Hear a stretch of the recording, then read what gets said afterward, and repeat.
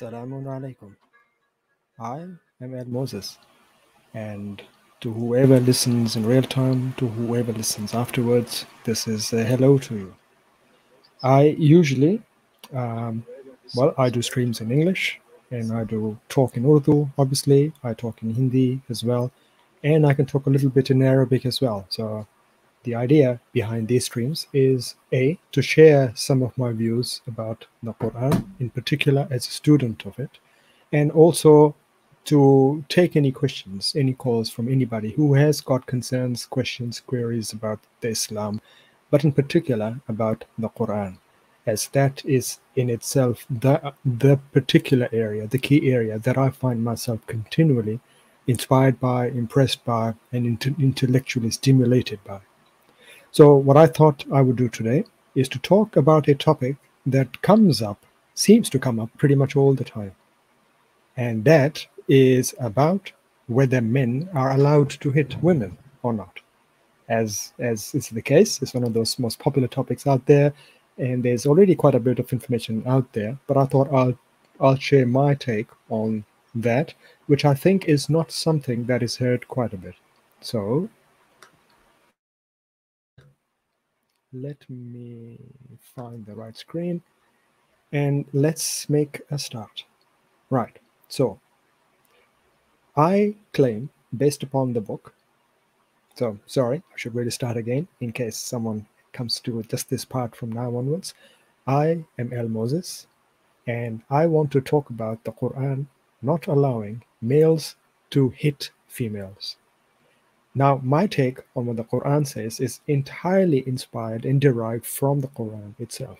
So there is a good chance that what I'm going to say in the next few pages will not be information that you would have heard of before if all you have been doing is following either the traditional Islamic discourse or possibly those anti-Muslim channels, websites, articles, etc., that seem to love playing against the dominant view.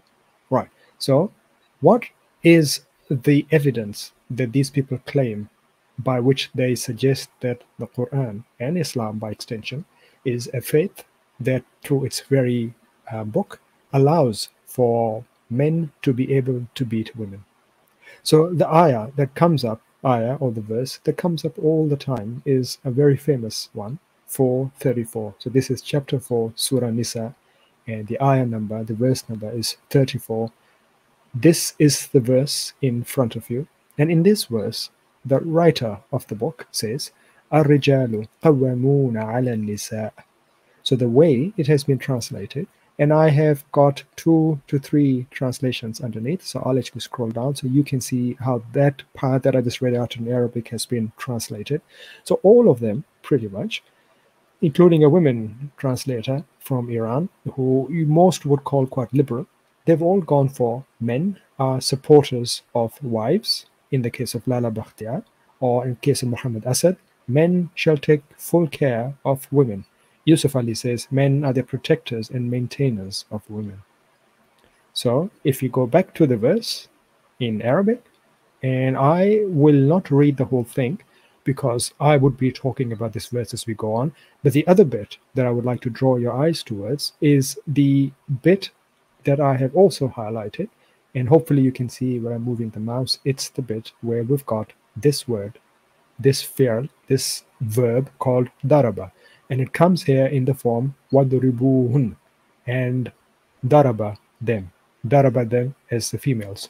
So that has been translated by Muhammad Asad as beat them, has been translated by Lala Bakhtiar as go away from them, and by Yusuf Ali as beat them, but then in brackets he adds lightly to try and take away some of the sting from it.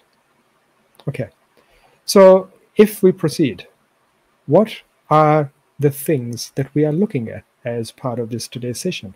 So I hold and I suggest that there are 3 premises on which this entire story is sustained, created, both by the traditional Muslim account and the anti-Muslim ones, that allows people to take away the view that the Quran allows men to hit the women. So it's all based on 3 premises. Number 1, rijal. So the word rijal is men. Second, nisa, that word means women. The third is that daraba, that word, that fi'l, that action means to physically hit. So what I propose to do as part of today's exercise is to very simply take us through a very brief journey of how these words are used within the Quran, so we can understand a more broader understanding of what the Quran means when it uses these words within its own. The Quran uses the term bayna yadayhi, between its two hands. So how does this book use these words in other ayat, in other verses, in order for us to derive a more nuanced understanding of how this word is used in the same book by the same author across a variety of spectrums.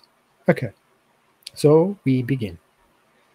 So first premise is something we'll have a look at, but what I did do before we began was to break this ayah up, both in the Arabic form and in the English form, just to give an idea of what the argument is that is being made. So as you can see on the right-hand side, we've got the Arabic words, and what I have done is I've highlighted in yellow all the key bits, and I've left the white ones for now, even though we could talk about them if and when there's ever the chance. But the key thing, well, there are two key things to take away from here. Number one, the points that I've highlighted, they all need to be really thought through by anybody who reads the Quran. But secondly, what I've done is I've broken down the argument of the Quran, so it's not just one line, and that doesn't give you the conditions, the scenario, the premises behind whatever it is that this ayah is saying. So if we leave the one on the right hand side, because I'll speak about the Arabic later, on the left, and what I've done is I'm not translating those particular terms because we're going to look at them. But for now, let's look at the argument. The argument that this ayah makes is as such. The rijal, which we'll define, are qawwamun, which we'll talk about, upon the nisa. Now, there are two reasons that this verse gives. Because, number one, because God gave some of them an advantage over others. And the second reason is because they spend of their wealth. So now that it has been established that a certain class of people, because the Quran ultimately is a book for people, have been given responsibility of qawwamun upon another segment of the society, because they have got two benefits or two reasons for their status. And number one is God has given them an advantage. And number two, because they spend from what they have upon the other segment of the society. Now, that's going to be very important once we come back to this and we try and fill out the variables for what Rijal and Nisa mean per the Quran. So what we'll also do is we'll go and look at this bit there. So this is the bit where the word daraba comes. So God says, and those nisa, those females, is how it's been translated. So, and those nisa, whose resistance you fear, admonish them, abandon them, and daraba them. So this daraba, again, just as a reminder, is the fi'l, is the verb that has been translated as physically hit. So now that you can see how the argument is laid out in the Quran, we will now proceed and start looking at these terms in their own right. So the first term that we're going to have a look at is Rijal. So does Rijal, per the Quran, really does mean a man, or does it mean something else? Right. So the first verse I have is from Surah Baqarah. So it's the second surah of the Quran, and the ayah is 239. So this is all coming, just as a context. This ayah is coming before that particular ayah we showed you, in which they say Quran allows people, men, to hit women. So the reason I'm mentioning this is that word has come before in the Quran, so as to set an idea for us as to how to derive meaning for that word. So the writer of the Quran says, فَإِنْ خِفْتُمْ, and if you are scared, فَرِجَالًا أَوْ رُكْبَانًا, then walking or in movement, أَوْ رُكْبَانًا, or while you are not doing that. So let's talk about that again. فَإِنْ خِفْتُمْ فَرِجَالًا, when you are afraid, then whilst you are walking, whilst you're moving, أو ركبانا, or while you are in movement, as in you are riding something. So rijal here is being used as not as a verb, but as either a state of being or as a person who's doing it in a certain in a certain stature. So if you are scared, then do whatever is being talked about in the state of being a rijal. Let's continue on. Surah 7, ayah number 46. In that, God says, وَبَيْنَهُمَا حِجَابٌ وَعَلَى الْأَعْرَافِ رِجَالٌ يَعْرِفُونَ كُلًّا بِسِيمَاهُمْ. So here God says, and between them there is a partition. We won't talk about what's being mentioned, except by a very quick passing comment. This is being talked about the people of the Jannah, people of the paradise. And about them, God says, وَعَلَى الْأَعْرَافِ, and upon the heights, the great places, places of bliss, places of respect, رِجَالٌ يَعْرِفُونَ, on those great heights are sitting rijal. They know everyone. يَعْرِفُونَ كُلًّا بِسِيمَاهُمْ, they know everyone by their mark. So it's quite important to note here that I am emphasizing quite a bit on the word rijal here. Why? Because if we were to take the meaning of rijal here as men alone, well, is the writer of this book, who we say is God, really not aware that women exist, or does he not even care about them? And because he doesn't care about them, he doesn't mention them here. Why didn't he say وَعَلَى الْأَعْرَافِ رِجَالٌ وَنِسَاءٌ, or in English, and upon those heights are men and women? No, he did not say that. He said rijalun.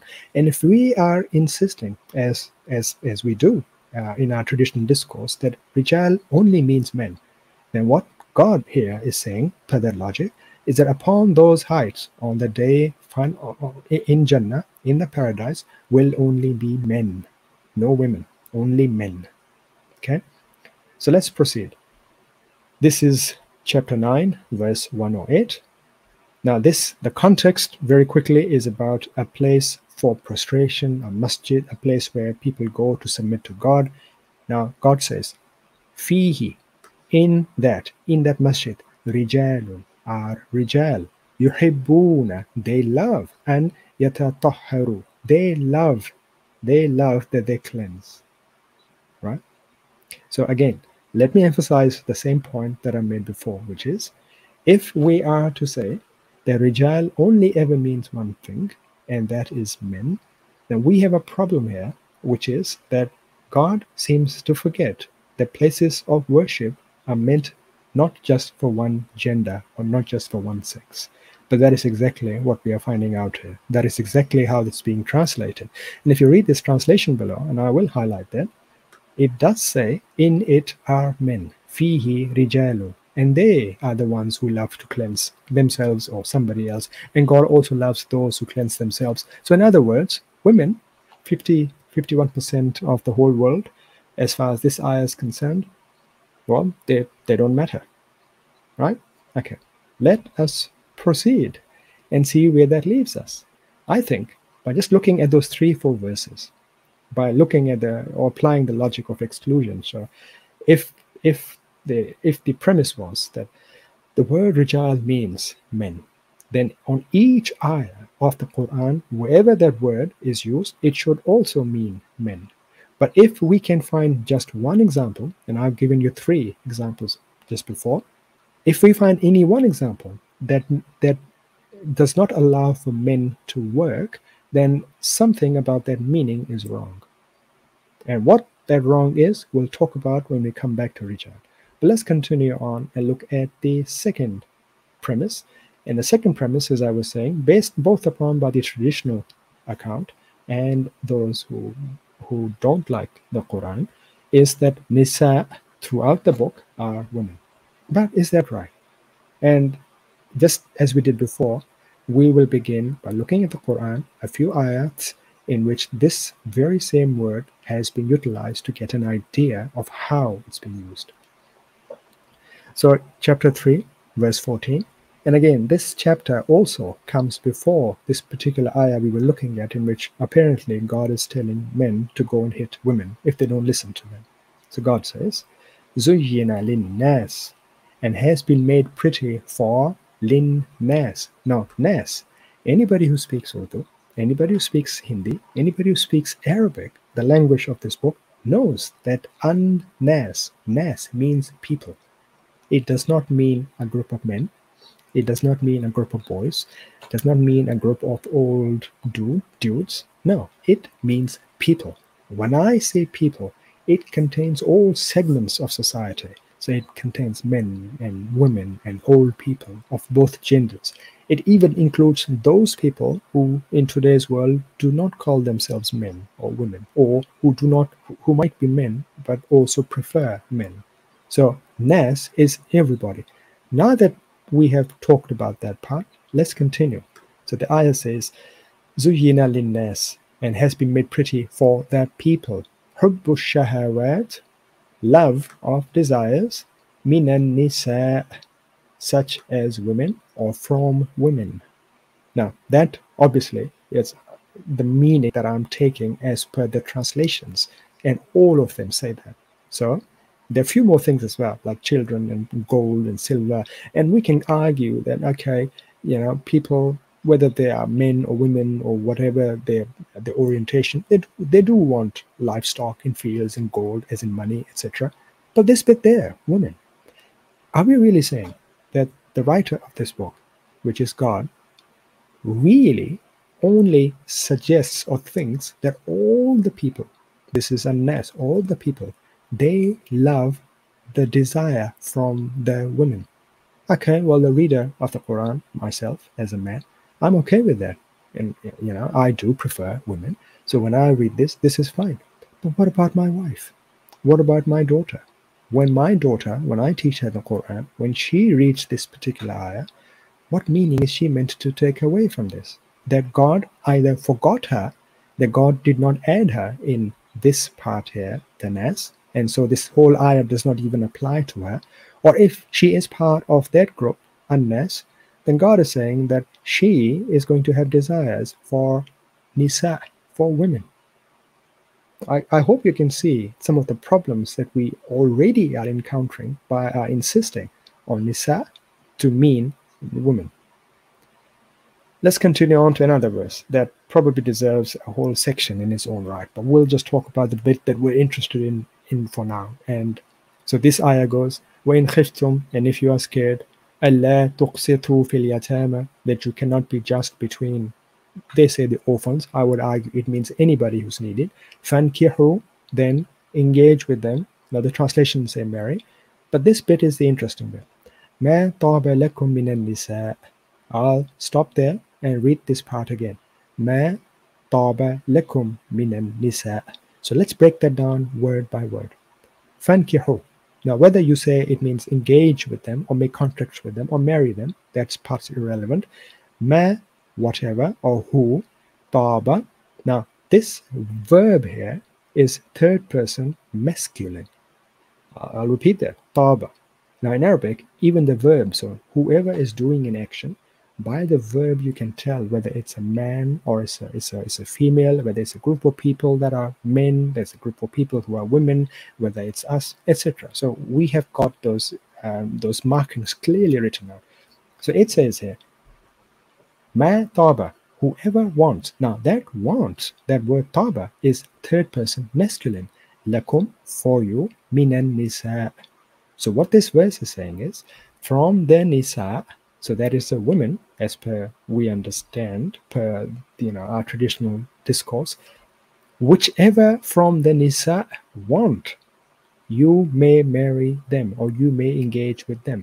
So the problem, and this is quite a crucial point, and I may not be able to explain that well for those who don't understand a bit of Arabic in the Quran, but the point is quite clear, which is that God seems to be saying that the nisa, which is a collection of females as per that account, the verb that he uses for that collection is not a feminine verb. He uses taba and not tabat. So taba means it should be applied or being referred it should be referring to a group of men or a group of men plus women.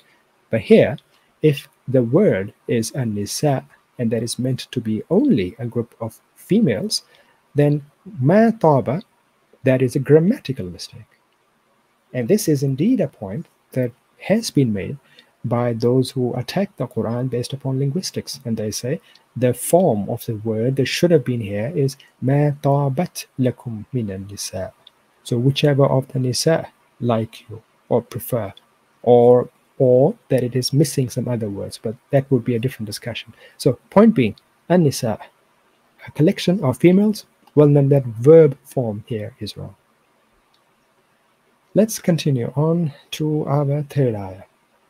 And this is quite an interesting one. And again, it probably requires a whole discussion in its own right, but we'll just focus on the nisa part. So this ayah says, وَاللَّاتِ يَأْتِينَ الْفَاحِشَةَ, and those of the okay, وَاللَّاتِ يَأْتِينَ الْفَاحِشَةَ مِن نِسَائِكُمْ, and those nisa. So if nisa is being translated as women, so those women who come with fahisha, with lewdness, with terrible things, then there's a host of things that can happen to them. But if you keep reading them again, the literal translation, I would say this is quite harsh. So it goes, so if they have done lewdness, the female nisa, right, is how we are being forced to understand. Then if the females, the women, if they do fahisha and they come, then you should go and get 4 witnesses against them, and then confine them to the homes until death claims them or something else happens. But yeah, if death happens while they're being put up in their homes, that's fine. So the problem that comes up here is a matter of justice. I looked at the verses before and after, and guess what I did not find? I did not find a corresponding verse here that would have talked about God mentioning a similar punishment for the rijal.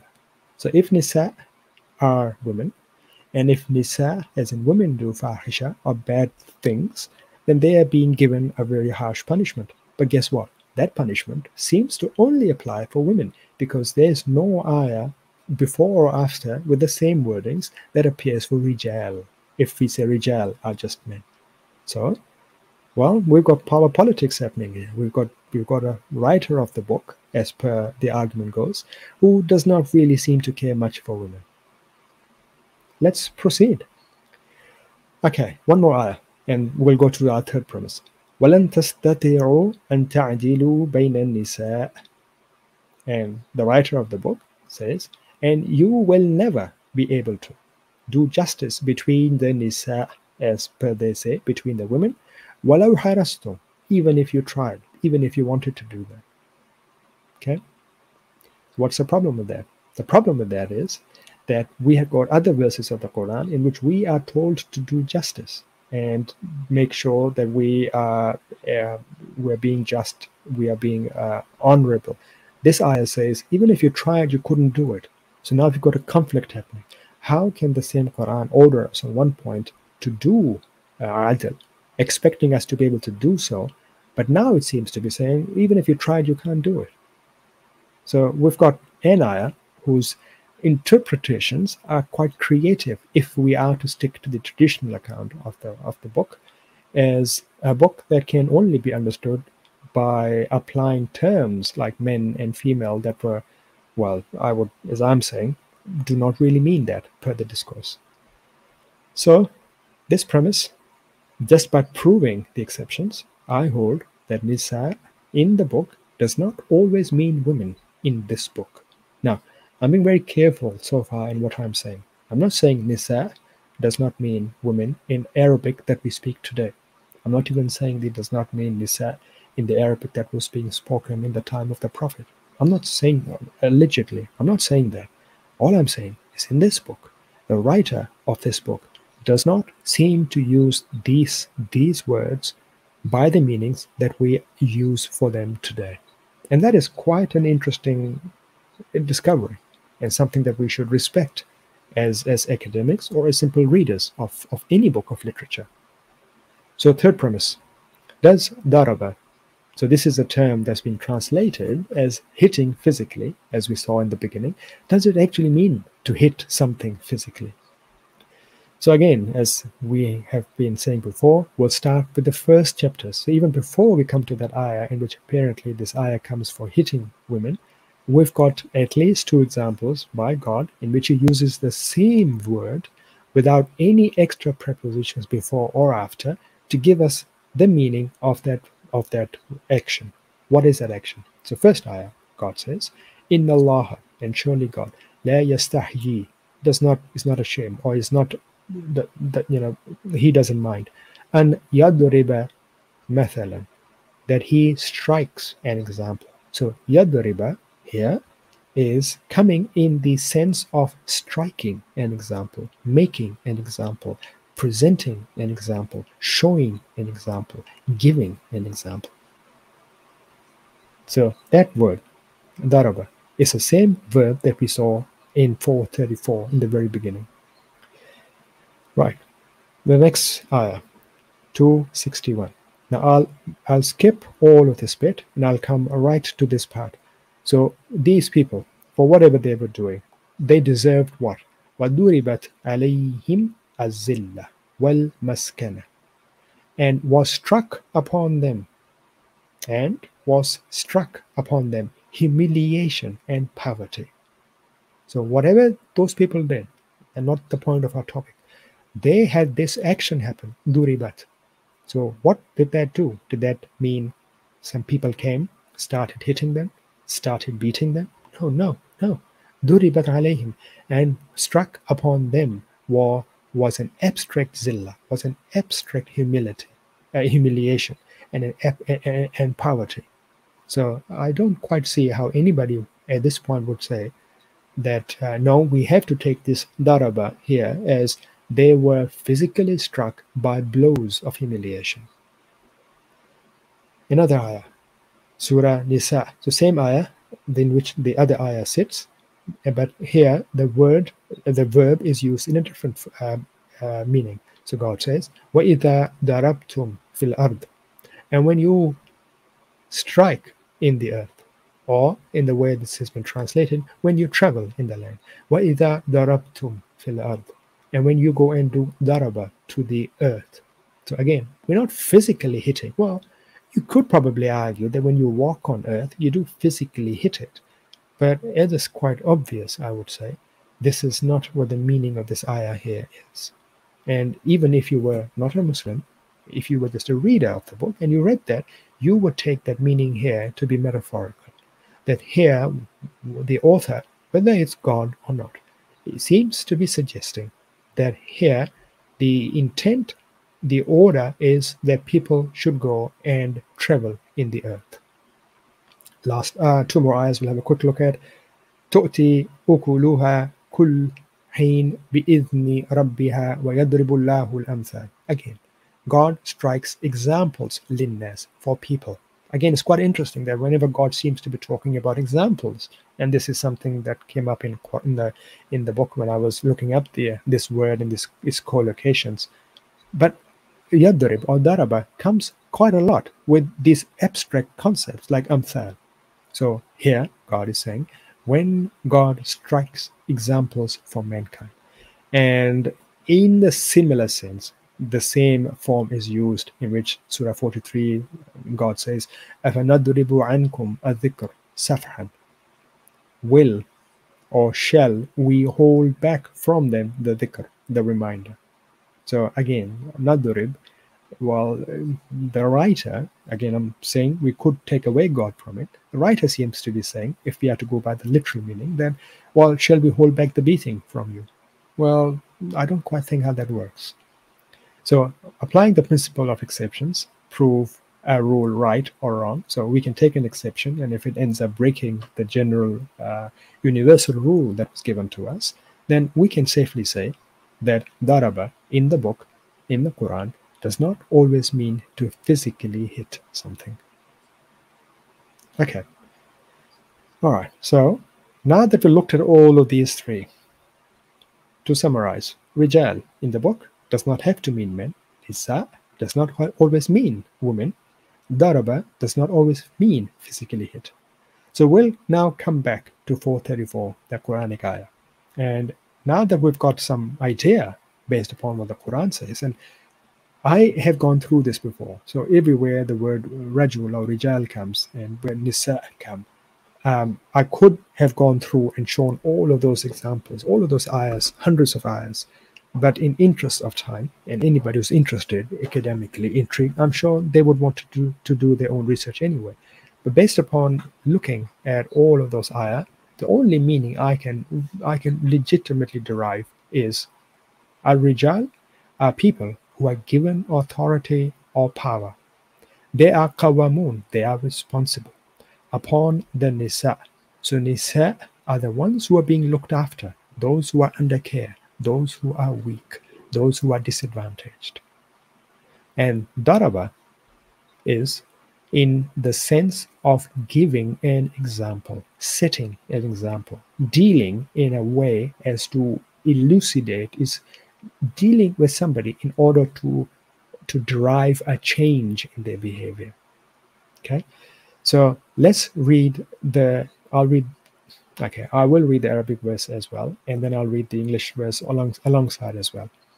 الرجال قوامون على النساء. So ones given authority, power, are responsible upon the looked after ones, or those who are under care. بما فضل الله بعدهم على بعض, because God gave some of them an advantage over others. وبما أنفقوا من أموالهم, and because of what they spent of their wealth. فالصالحات قانتات حافظات للغيب بما حفظ الله. So the good weak ones, so the good nisa, are obedient to God, and they guard the unseen or whatever God keeps safe. وَاللَّاتِي تَخَافُونَ نُشُوزَهُنَّ, and as for those weak ones, so those ones under your care, whose resistance you fear, فَعِذُوهُنَّ, then admonish them. وَهْجُرُوهُنَّ فِي الْمَضَاجِعِ, and abandon or leave them in their places, stations. وَاضْرِبُوهُنَّ, and strike for them an example. فَإِنْ أَطَعْنَكُمْ, and if they obeyed you, فَلَا تَبْغُوا عَلَيْهِنَّ سَبِيلًا, then do not find a way against them. إِنَّ اللَّهَ كَانَ عَلِيًّا كَبِيرًا, truly God has been lofty, great. Okay, so I think this was quite an interesting look for those who have not, I guess, if there are people who do listen to the stream afterwards, if they wonder, what do those words mean? And are these understandings of the book new? Are they heretical? Are they wrong? Well, I've got news for you guys. Views like these are very common, and they have always been part of our literature, part of our cultural heritage as Muslims. People have argued, and our tafasir, or books of riwayat, books of explanations, interpretations of the book are filled with discussions on what this word means and that word means, and they've been having these debates for a very long time. For those who don't follow the Arab world, for example, over the 20-30 years, and I've been learning Arabic for this particular reason, a lot of attention has gone to understanding the words of the Book of God, using the Book of God to understand what these words mean. Because words go through changes, and the meanings change, evolve over time, which is quite a common thing, really. Okay, so this is meant to be a live session, but I don't think that I'm going to attract anybody to this session for discussion. So what I might as well do is I'll probably now flick over to Urdu and talk about the same thing in the other language, and possibly cut up a video for it afterwards for anybody who might wish to come in and listen in after the fact. Okay. All right. So let me share the screen again. And okay, अब मैं उर्दू में बोलूँगा, तो उर्दू या हिंदी कोई भी language हो जाए. बाय द वे, अगर कोई इसको सुन रहा है और अगर उस कॉल पे आना है, बात करनी है, तो कॉल में लिंक भी दिया गया है, आके आप ज्वाइन कर सकते हैं, बात कर सकते हैं. एनीवे, ओके, सलामुन अलैकुम, मैं हूँ अल मोसेस, और आज मैं बात करूँगा कि कुरान के अंदर इस किताब का कातिब कभी भी मर्दों को औरतों को हिट करने का हक नहीं देता. تو یہ ہے وہ آیا کہ جس آیا کے اوپر ہم لوگوں نے آج تک بہت بحث سنی ہے، اور ہم سمجھتے ہیں کہ ہمیں اس آیا کے مطلب بھی بخوبی معلوم ہے، کیونکہ ہم نے یہ معنی یا تو اپنے معاشرے میں پہلے سے ان لفظوں کے لیے سن رکھے ہیں، یا ہم نے اتنی تفاسیر سنی ہے، ہم نے اتنے لیکچر سنے ہیں کہ ہمیں ان کے مطلب ہم سمجھتے ہیں، پتہ ہے کہ رجال کا مطلب کیا ہے، نساء کا مطلب کیا ہے، کسی چیز کو ضرب کرنے کا مطلب کیا ہے، کیونکہ ہم سمجھتے ہیں کہ ہمیں یہ مطلب پتہ ہے، کیونکہ ہم ان کو اپنی عام بول چال میں بھی استعمال کرتے ہیں، اردو یا ہندی میں. تو ہم سمجھتے ہیں کہ ان آیتوں میں بھی وہی بات کی جا رہی ہے، اسی انداز میں کہ جس انداز میں ان کلمات کو ہم اپنی زندگی میں استعمال کرتے ہیں. لیکن ان میں تھوڑا سا مسئلہ ہے. وہ مسئلہ کیا ہے کہ ان کی بنیاد پر بہت سے مسلمان خود جب قرآن پہلی دفعہ پڑھتے ہیں تو ان کے دلوں میں خیال آتا ہے کہ یہ کیسے ممکن ہے کہ ایک بیٹا میرا بیٹا میری بیٹی کو مار سکے، یا ایک عورت اپنے شوہر کے ساتھ مار کھائے، حالانکہ وہ ایسی عورت ہی کیوں نہ ہو کہ جس کے پاس اچھا جاب ہو، اچھی سوچ والی ہو، معاشرے میں اس کا اچھا مقام ہو، لیکن گھر پہ آئے اور اس کے شوہر کا موڈ نہ ہو کسی بات پہ، تو آ کے اس کو پیٹ جائے اور بدلے میں یہ کہے کہ یہ تو مجھے حق قرآن میں دیا گیا ہے. تو ایسی چیزوں کو سمجھنے کے لیے ہمارے لیے یہ بہت لازمی ہے کہ ہم قرآن کے الفاظ کو قرآن کے ذریعے سے ہی سمجھیں. تو اس دن، آج کے دن، ہم یہی کوشش کریں گے کہ قرآن کے اندر ان کلمات کو کیسے استعمال کیا گیا ہے. سب سے پہلے میں کوئکلی اس بات کی نشاندہی کرا دوں کہ الرجال قوامون علی النساء، یعنی اس کتاب کا کاتب یہ کہتا ہے کہ جو میں اب اس وقت ٹرانسلیشن وہی کر رہا ہوں کہ جو عام طور پہ لوگ کرتے ہیں، کہ مرد عورتوں کے اوپر حاکم ہیں یا ان کا خیال رکھنے والے ہیں. کچھ ریزنز دیے گئے ہیں، اور آگے یہ کہا گیا ہے کہ اگر واللاتی تخافون، اور اگر تم ان سے ڈرتے ہو، نشوزہن، ان کے نشوز سے، ان کی بغاوت سے، دین ان کو نصیحت کرو، ان کو چھوڑ دو اور بعد میں ان کو مارو. تو کیا یہ باتیں واقعی سچی ہیں؟ کیا اس کتاب کا کاتب خدا واقعی یہ کہتا ہے؟ کیا وہ یہ کہتا ہے کہ مرد کا اگر دل کرے، یا اگر وہ سمجھے، اگر اس کے دل میں یہ بات آ جاتی ہے کہ میری عورت نشوز کر رہی ہے، ایسی چیز اس کی ڈیفینیشن بھی نہیں دی گئی ہے، لیکن میں شوہر ہوں، میں کہتا ہوں کہ میری بیوی نشوز کر رہی ہے کیونکہ اس نے کچھ ایسے کیا جو مجھے نہیں پسند تھا، تو اس لیے میں اس کو مار سکتا ہوں. تو اگر اس بنیاد پر میں آگے جا کے یہ کرنا شروع کر دوں تو بقول اس آیا کے، اس ٹرانسلیشن کے، مجھے یہ چیز الاؤڈ ہے. تو ہم اس ویڈیو میں اس چیز کا ایک معائنہ کریں گے کہ یہ بات حقیقی ہے یا نہیں ہے. تو اس بات کو بنیاد بنانے کے لیے 3 پریمیسز رکھے جاتے ہیں. نمبر 1، رجال کا مطلب مرد ہیں. نمبر 2، نساء کا مطلب عورتیں ہیں. نمبر 3، ضربہ یا ضربہ کا مطلب کسی کو مارنا ہے. تو یہ ہے وہ قرآن کی آیا، اور میں نے صرف اس میں فی الحال یہ کیا ہے کہ اس کو میں نے ایسے پیش کیا ہے کہ ہم 2 چیزیں دیکھ سکیں. ایک، لفظوں کو قرآن کے لفظوں سے ہی میں نے اس وقت ان پہ میں نے لفظ چینج نہیں کیے ہیں.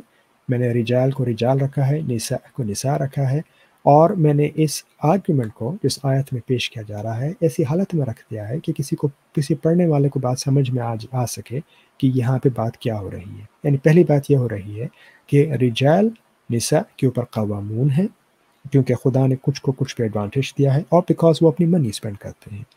سو نساء جو اچھی ہیں ان کو کچھ چیزیں یہ کرنی چاہیے. اور یہاں پہ دوسری بات شروع ہوتی ہے کہ جہاں پہ بحث ہوتی ہے وہ یہ کہ اگر تمہارے پاس ایسی نساء ہیں کہ جن کے نشوز سے تمہیں ڈر ہے تو کیا کرو؟ ان کو نصیحت کرو، ان کو چھوڑ دو، ان کے بستروں پہ اکیلا چھوڑ دو اور ان کو مارو. اوکے، تو اب ہم یہ کریں گے کہ ہم جہاں جہاں قرآن نے رجال کا کلمہ یوز کیا ہے ہم اس پہ کچھ لک ڈالیں گے. اور اس سے پہلے کہ ہم آگے جائیں، میں نے یہ قرآن میں سے سارے رجال کے مطلب حالانکہ خود دیکھے ہیں، یعنی جہاں جہاں یہ کلمہ یوز ہوا ہے کیا اس میں اس کا مطلب بیٹھتا ہے یا نہیں بیٹھتا، میں نے یہ کوشش کی ہے. لیکن اس ویڈیو کو چھوٹا رکھنے کے لیے میں نے 3-4 ایگزامپلز ہی رکھی ہیں. کیوں؟ کیونکہ ایک سمپل سے لاجک کا رول ہے کہ اگر کوئی آپ سے یہ کہے کہ یہاں اس لفظ کا مطلب یہ ہے اور ہر جگہ پہ اس کا مطلب یہی شمار ہوگا، لیکن اگر ہم اس دعوے میں 1 2 3 4 خامیاں پالیں، یعنی ہم 4 مقام ایسے پالیں، 3 مقام ایسے پالیں جہاں پہ اس بندے کی بتایا ہوا مطلب یا ترجمہ نہیں بیٹھتا، تو ہمیں یہ چیز معلوم ہو جاتی ہے کہ وہ اگر یہ کہہ رہا تھا کہ اس کا مطلب صرف یہی ہے تو اس کی یہ بات صحیح نہیں ہے۔ تو آئیے پہلے آیا دیکھتے ہیں۔ یہ پہلے آیا سورہ بقرہ میں آئی ہے، یعنی سورہ نساء سے دو سورہ پہلے سے ہی خدا نے ہمیں ایک طرح سے رجال کا مطلب دینا شروع کر دیا۔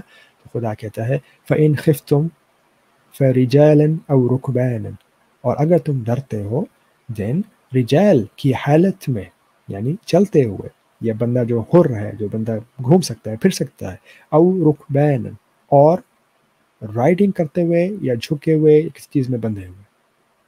ٹھیک ہے، تو میں اس بات پہ تھوڑا زور اسی لیے ڈال رہا ہوں کہ یہاں پہ رجالن اگر اس کو ہم ایز اے اسم لیں یا ایز اے حال لیں، اس کا مطلب جو آ رہا ہے وہ یہ نہیں آ رہا کہ اگر تم ڈرے ہوئے ہو تو، یعنی بقول ان کے، تو وہ خود یہ نہیں کہہ رہے ہیں کہ اگر تم ڈرے ہوئے ہو تو ایک رجال بن جاؤ، نہیں، وہ کہتے ہیں کہ آپ واکنگ کی حالت میں آ جاؤ۔ تو یہاں پر رجال کا مطلب ان کو کرنا چاہیے تھا مرد، لیکن انہوں نے خود بھی اپنی ٹرانسلیشن میں اس کا مطلب مرد نہیں کیا۔ دوسری آیا 746، خدا کہتا ہے وَبَيْنَهُمَا، اچھا یہ آیا ہے جنہ کے بارے میں کہ جنہ کے اندر جو لوگ ہوں گے وہ ایک دوسرے کے ساتھ کیسے بات کریں گے۔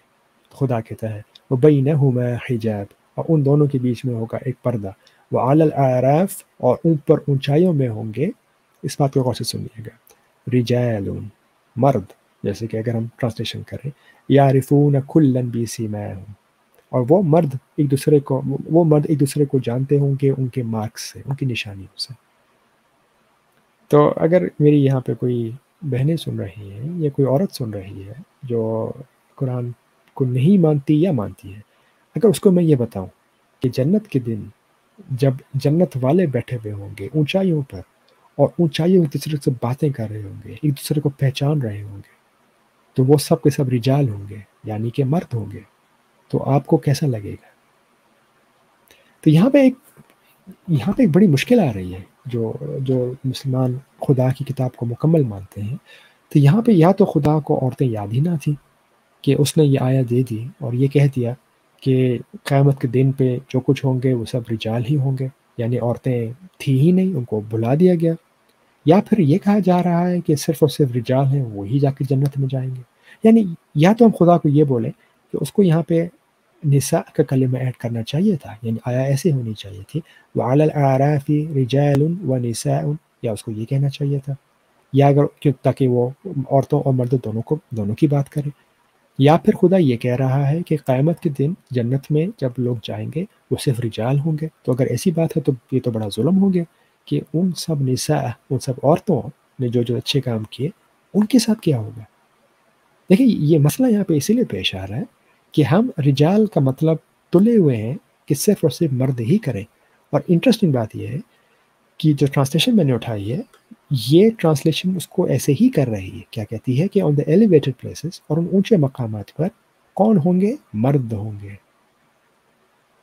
تو اب آپ ہی مجھے بتائیں کہ یا تو خدا یہ کہہ رہا ہے، دو ہی آپشن بچتے ہیں، یا تو خدا یہ کہہ رہا ہے کہ بھائی رجال ہوں اور نساء دنیا میں ہوں یا نہ ہوں، میں تو صرف رجال کی ہی بات کروں گا کیونکہ کتاب یہ قرآن صرف مردوں کے لیے ہے، عورتوں کا اس میں I'm not interested، مجھے کوئی انٹرسٹ نہیں ہے، یا پھر عورتیں ہیں لیکن جنت میں جو آپس میں دوسرے کو پہچانیں گے وہ صرف مرد ہی ہوں گے۔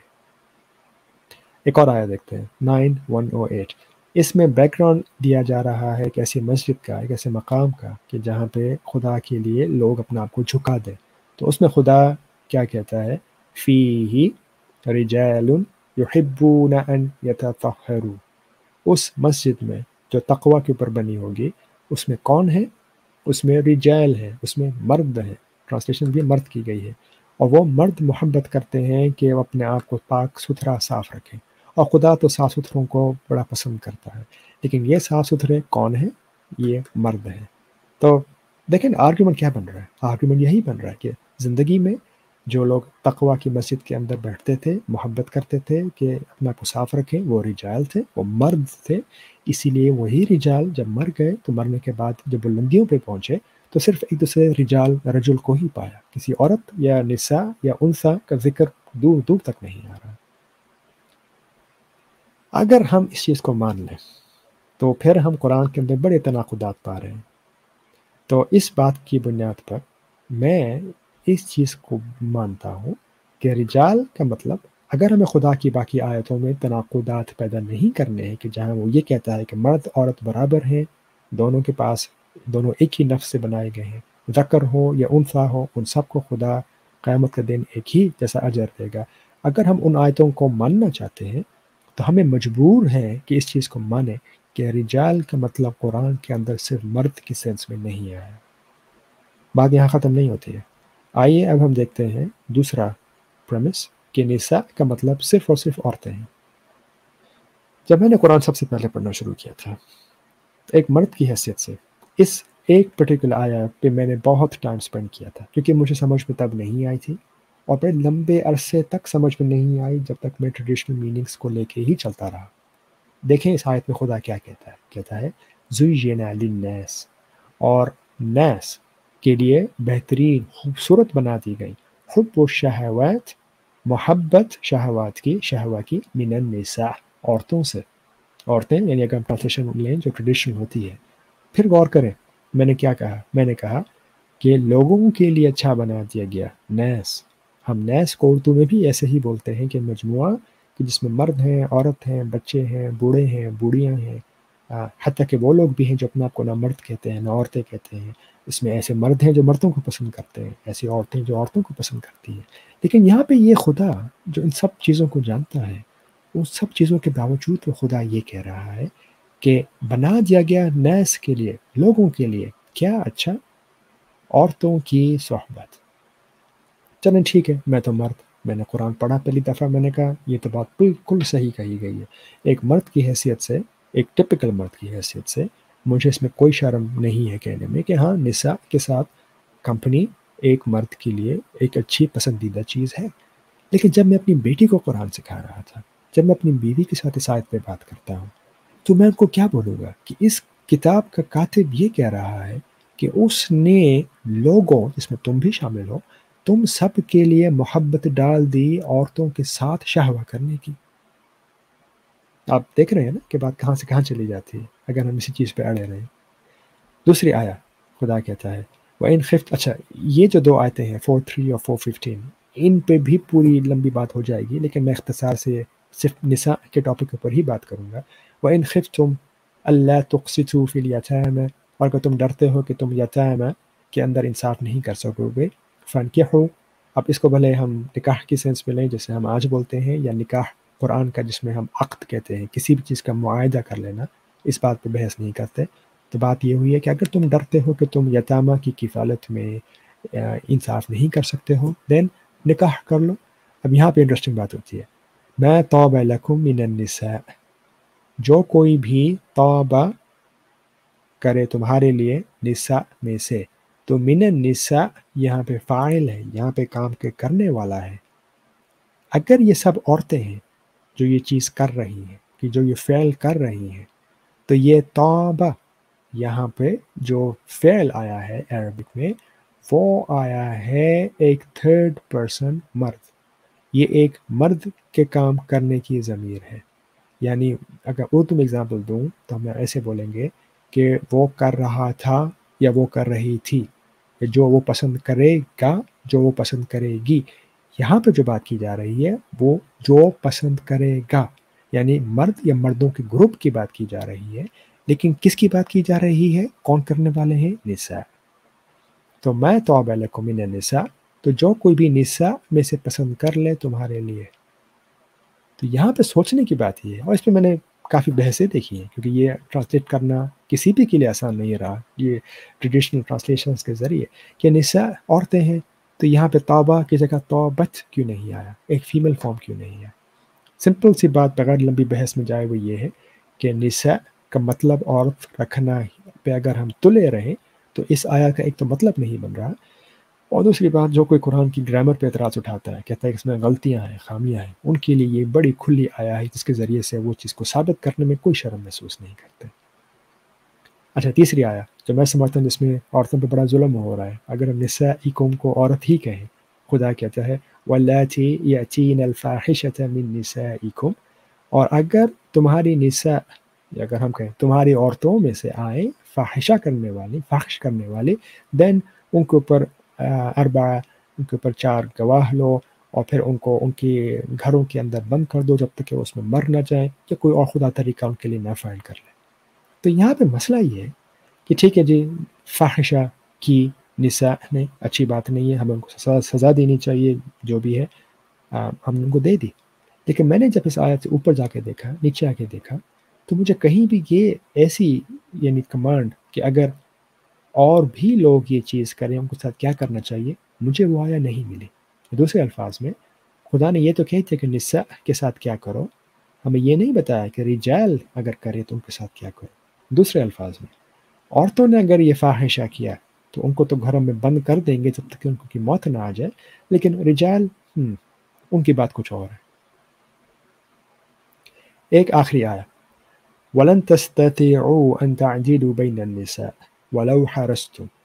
ہمیں بار بار خدا کہتا ہے کہ لوگوں میں انصاف کرو، چیزوں میں انصاف کرو اور برابری رکھو اور قسط سے کام لو، عادل سے کام لو۔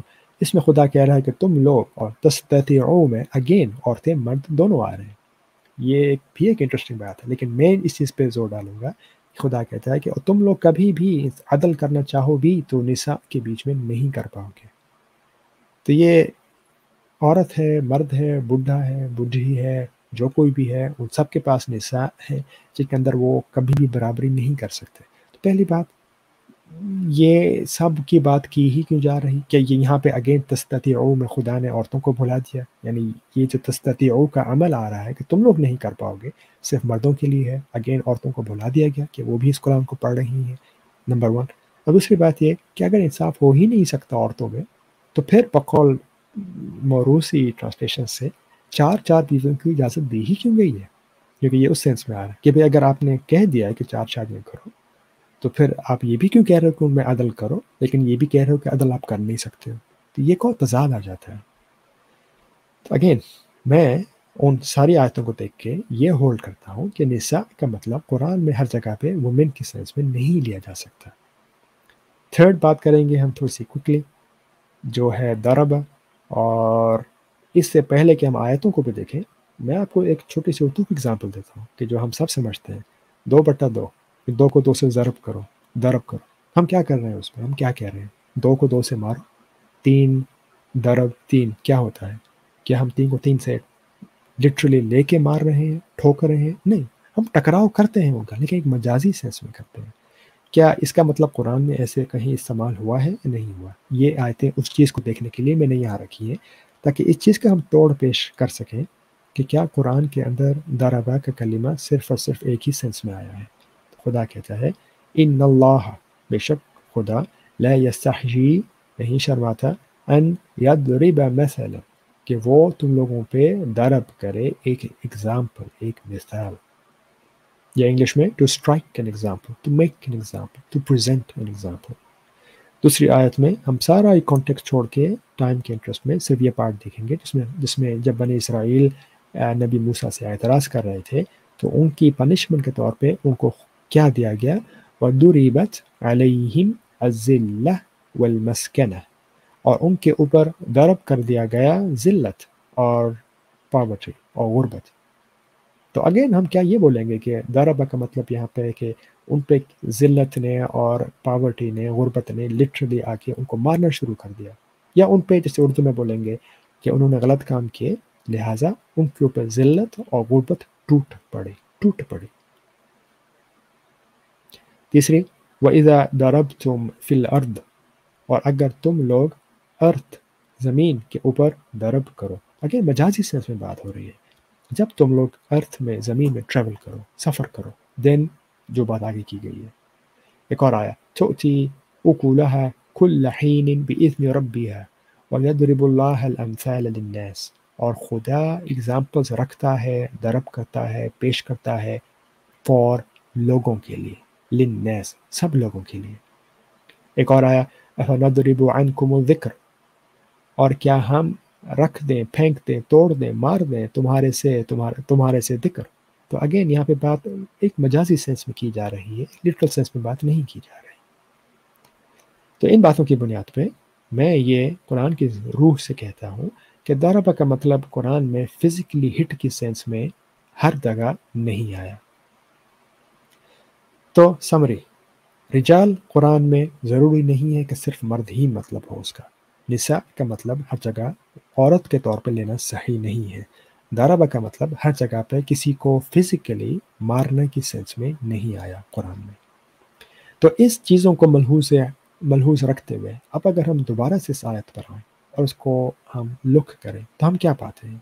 ہم یہ پاتے ہیں کہ خدا کہتا ہے کہ الرجال قوامون علی النساء، کہ جو لوگوں کو پاور دی گئی ہے، اتھارٹی دی گئی ہے، جن کو ذمہ دار بنایا گیا ہے، ان کے اوپر کہ جو کمزور ہیں، جو ویک ہیں، جن کو کفایت چاہیے ہوتی ہے، ان کو خدا نے طاقت کیوں دی ہے دوسروں کے اوپر؟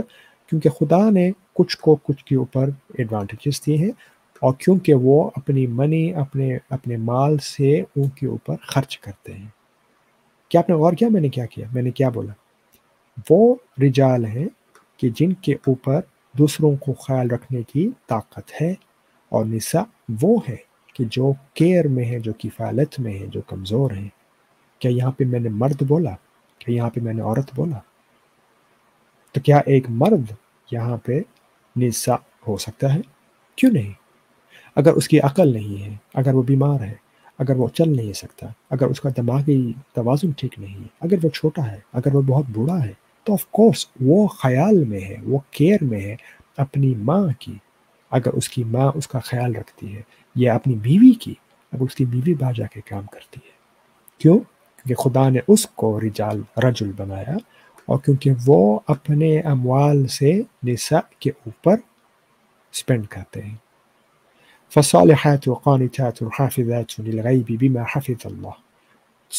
وہ جو اچھے لوگ ہوتے ہیں وہ اوبیڈینٹ ہیں، وہ سننے والے ہیں خدا کے قوانین کو، اور جو کچھ گاڈ نے کہا ہے کہ سیف رکھو اس کو وہ گارڈ کرتے ہیں.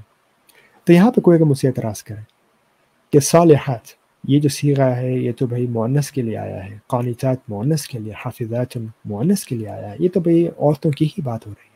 تو یہ بات بڑی بھونڈی اس سینس میں ہوگی کہ ہم اردو ہندی بولنے والے امہ کا لفظ بولتے ہیں یا قوم کا لفظ، ہم ایسے جملے بولتے ہیں کہ جو گروپ آف پیپل ہوتے ہیں، لیکن بھلے اس کے لیے ہم ضمیر فیمیل کی یوز کرتے ہیں، وہ اصل میں ہوتے مرد اور عورت دونوں ہیں.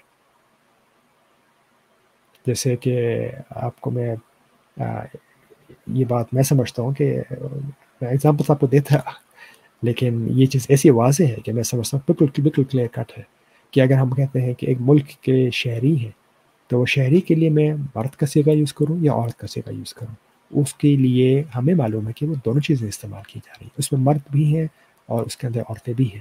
ایک جماعت ہوتی ہے، ٹھیک ہے، ایک تحریک ہوتی ہے، ایک ٹیم ہوتی ہے.